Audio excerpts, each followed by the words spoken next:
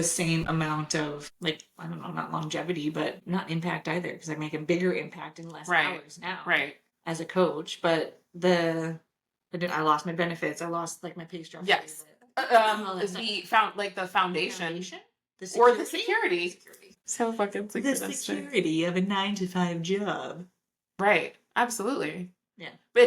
And so this also then ties into that other talk about the urbanization of cities, essentially taking homeless folks and putting them into communities. So many people are one fucking paycheck away, one lost job away from losing their home, not being able to pay their mortgage, getting like all of these things. They're all, again, relatable, because we're all so close and we all feel like it's only happening to us. It's like, it's almost like a why me? And they all were able to flip it into like, what do I do with this? Yes. As a solution. Well, yes, they had to do that for themselves in order then to create the story that we were able to hear. Right. Absolutely. Right? Yeah. Right. So same story, like I've done what I needed to do to create a new career. And ongoing from now until forever. Like I'm not stopping. I can't stop. This is now what I do for money. Yeah. Yes. And for survival. Right. And for security. Yes. And also, though, you've come to a place in time and in your life where it's what we were saying before. It's like you can't unsee what you've already saw. You already know what this is. It's like if you go back to that, it would be really hard to go back. Right. Really hard. Yes. Yeah. Not that you couldn't, but it would be hard. It would be hard on my spirit. Yes. Right. Because it was already hard on your spirit. I would feel like this. Instead of like this. That's how I would feel. But it's true for everyone. They just aren't allowing their expressions to come forward. Or they don't think that it's a possibility. Or that's their baseline. Right? Like, what was that stat he shared? It was like 1 in 3 Canadians don't have for a surprise $500 bill. Yes. Right. 1 in 3. Yeah. Right. That's basically every. I mean, I'm not Canadian, but if there was another person here, one of us wouldn't be able to handle a $500 unexpected occurrence. Yeah. Crazy. And so for so many people living that way, and I've been there before in my life, absolutely. And I may be there again. Mm-hmm. But that's what the economy, unfortunately, has created for us. It's like 100%. And then you can see that kind of really sad cycle of, okay, there's these people that are homeless. You need to get a job in order to have an address, first of all, you need an address in order to get a job. Period. And Absolutely. so it's like this cycle of like it's a loop that, I mean, this is my own perspective, but like I almost feel like it's on purpose, not the person in it, but the society that created that loop in and of itself, right? To always have to be attached or dependent on the government and all of these other things that are like, that's what we're essentially paying for, so that we continue to stay in this loop. It's like, oh, you need help. Here's this. Here's welfare. Here's this. Here's that. It's like, how about you fucking give me something to stand up on so that I don't depend on you? It's this core dependency on people and things outside of us, right? Yeah. Oppression. Yeah, absolutely. I don't have a solution for that.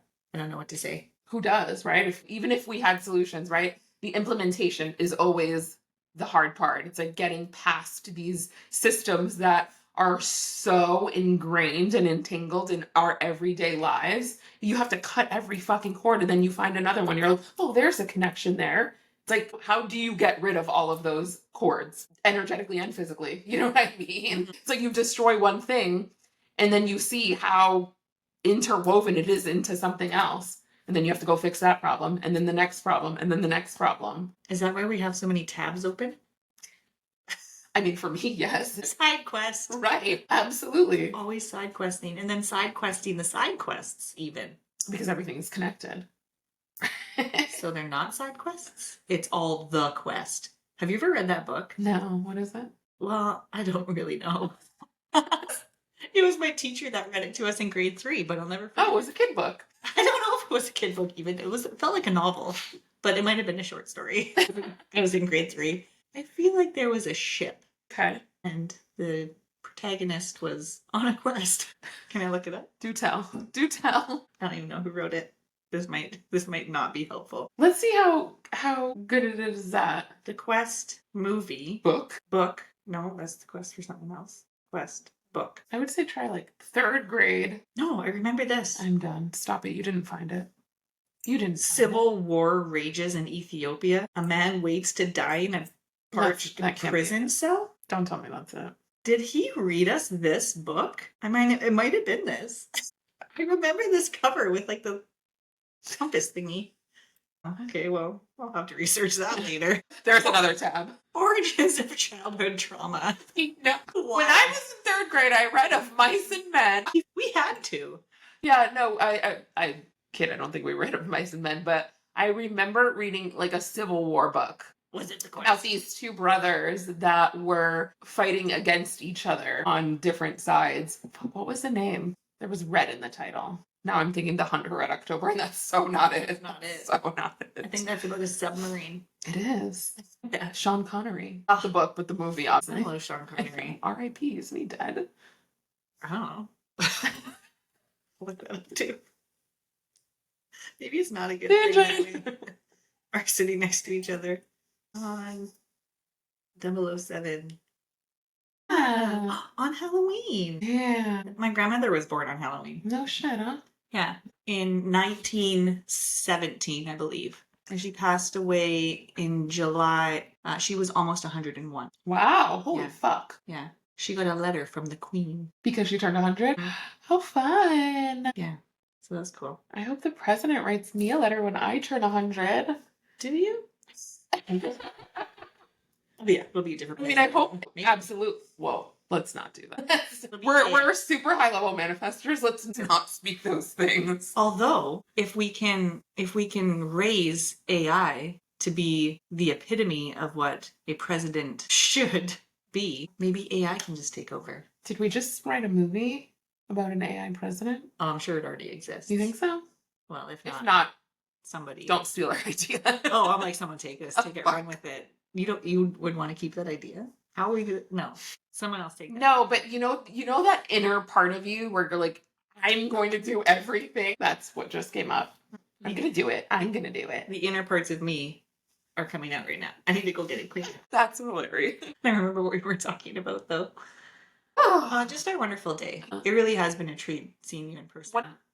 1000%. You always know when somebody is meant to be, rather, or like the connection is real when you get in person and it's like timed, like nothing is weird or different. It's just like, oh, okay. I saw you yesterday and I've seen you literally 3 times in my whole life, in real life. Less than once a year. Yeah. And my abdominal muscles hurt from laughing so much, which feels like I had a good workout. Absolutely. And that is how I feel. I was like, oh, look, I did Pilates. Laughing yoga. Oh, yeah. That's what we did. Yeah, laughing yoga is fun. It can also be so confronting. Yeah. Because you have to force it kind of at first. That's like, well, okay, this is weird. And it gets people really uncomfortable. With the laughter? With the forcing? With the contribution. When I was in my yoga teacher training, my teacher asked me, like, she's like, I'm going to do this laughing yoga session. She's like, I need you to be the laugher. Oh, interesting. Because we just connected. She probably knew I was outgoing. And that you would do it. Extroverted, introvert. And then I would just do literally, she could have said, I would have done anything she said. Doesn't matter what. Infant soul. Teach me. Anyways, and so we sat around this circle. And she started laughing, and like that was the cue. And so I just started laughing. But then everyone else was like looking at you like you're absolutely insane. Yeah. And because you get the people that are like, I'm not doing this, which is so interesting. Why are you like, what did you come for? Yeah. Right? To just like. And then you get the other people where it's like the laughter gets infectious, like what happened at the restaurant the other night. That was also great. We were there for 3 hours. That was bad and good all at the same time. The food was excellent. The food was excellent. Yeah, anyway, it can be really uncomfortable for people. Absolutely. Yeah, because they're confronting that uncomfortability that just apparently they don't want to let out. Of what? Expression, just as a whole? Truly, right. Yeah. Even I think people are scared of, what do you want to call it? Like, just joy, right? This that comes from fucking nowhere. Like, they think that there has to be a reason for me to laugh. It can't just be, you know what I mean? Right. Why can't we just cultivate the reason? Right. Right. Or why does there have to be a reason? We can just be in joy, be in laughter. Yeah. It's not because there's a funny joke. It's because I decided to do it. Yeah. And I think that's the uncomfortability. There's no attachment, right? It just exists freely. And it's like, oh, I don't know that, because there's freedom there. Yeah. And so many people don't know that feeling. Oh yeah. We were laughing so hard last night because we hit publish and we got like a handful of followers, and we're like, we are fucking taking the internet by storm. Nailing it. We were nailing it. We're like, we're gonna go to bed tonight. Wake up. This has gone viral. We're instant celebrities. And it kind of actually does feel that way.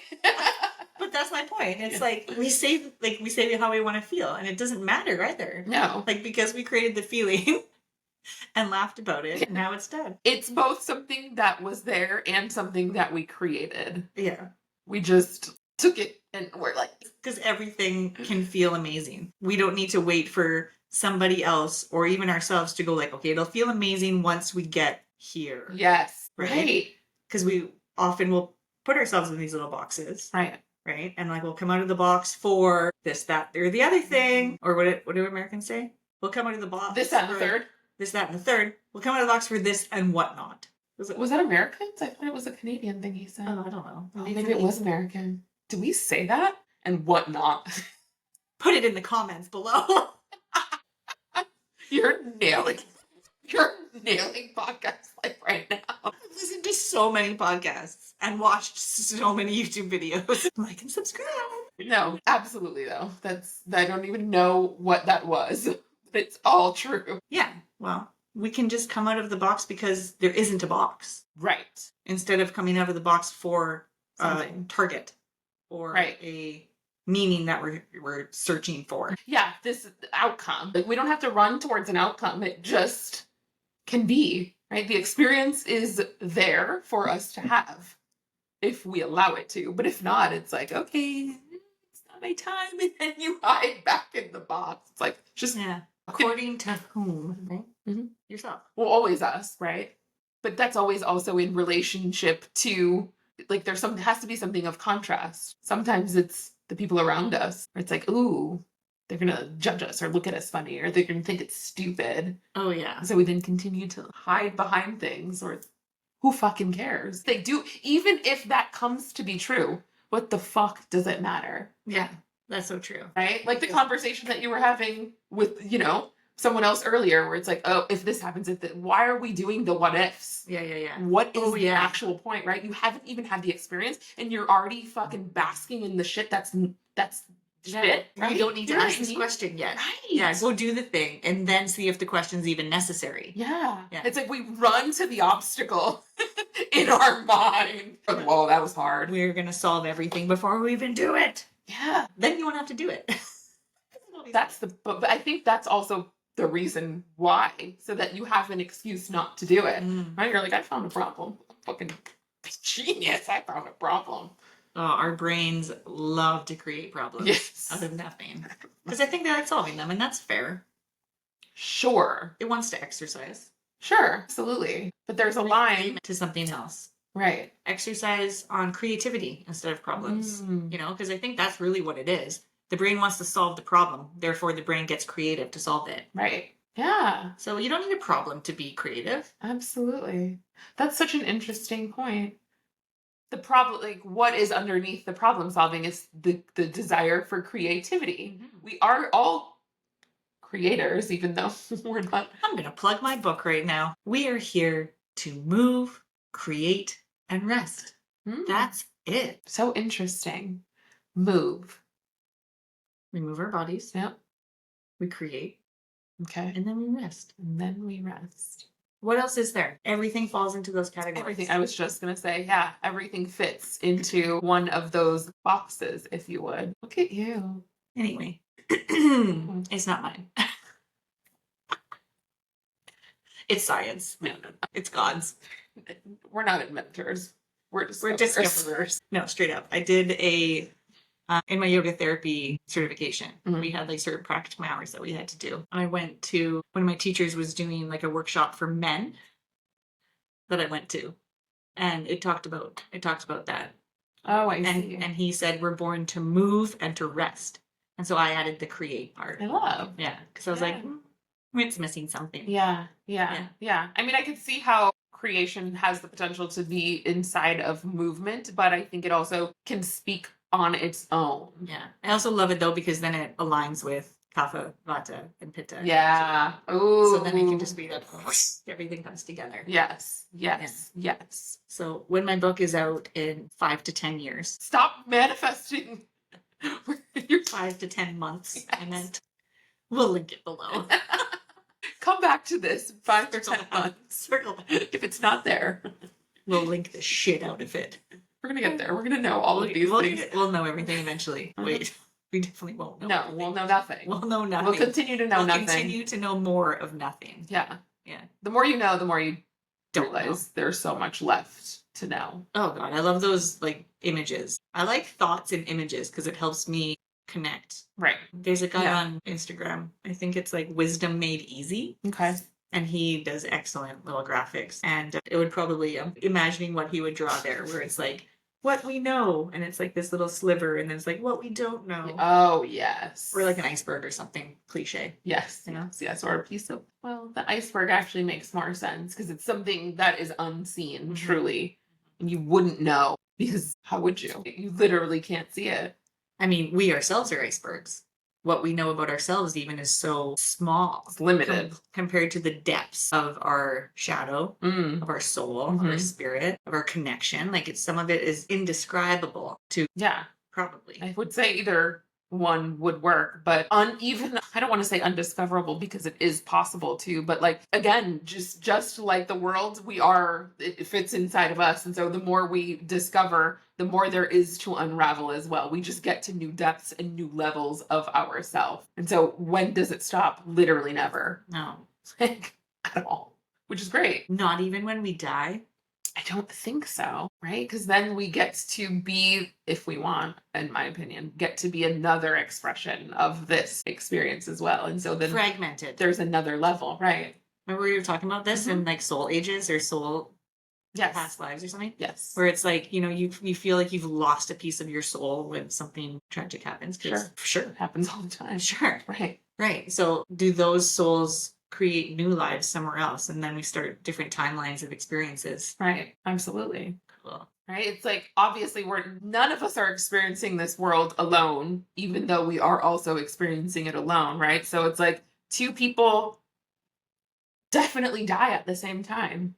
What is happening to those fractalizations of their soul? Maybe they're carrying on together, coming into a new form together, right? And that experience of the individual that is now a part of this new whole. So they're going to have many iterations of their past lives. Yeah. And they're going to have, so that then creates new depths. Right? Yeah. Even like the concept of whole or parts. You know, it's like, help me understand this. Because again, I'm thinking of an image. Yeah. Where it's like, here's your soul. Sure. And now you've lost a piece of your soul. So it's like, okay, like a puzzle piece. Take it out, throw it away. It's now garbage. If somebody came along that, unbeknownst to them, was looking at you for the first time, you're whole to them. Correct.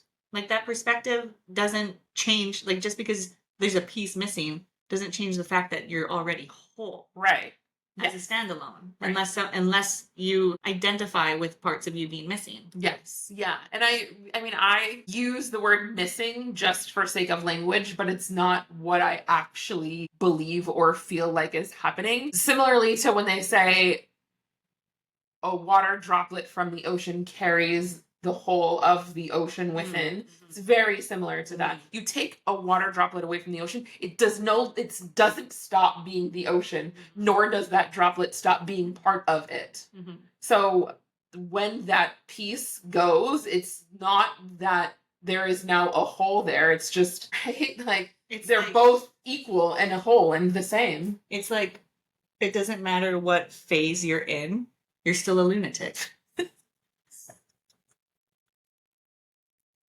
Like that? I love how that came in. Right. No, it's so good. Yeah, I get it, though, right? It doesn't take anything away. No matter the phase, that's just what we see. The fucking moon is still there in all its lunacy. In all its lunacy. I think the actual like inspirational phrase was, the moon is still the moon in all her faces. Yes. Which is beautiful. Did we just become Gen Z? Yeah, because we're all things all the time. All the time. All the time. Yeah, I like that. Thanks for the reminder. I feel like that brought a light that I wanted to receive before I go back home. Okay, great. I'll be carrying on the lunacy for a few more days. Oh no, it never stops. The lunacy, that lunacy. Is. No, that's always.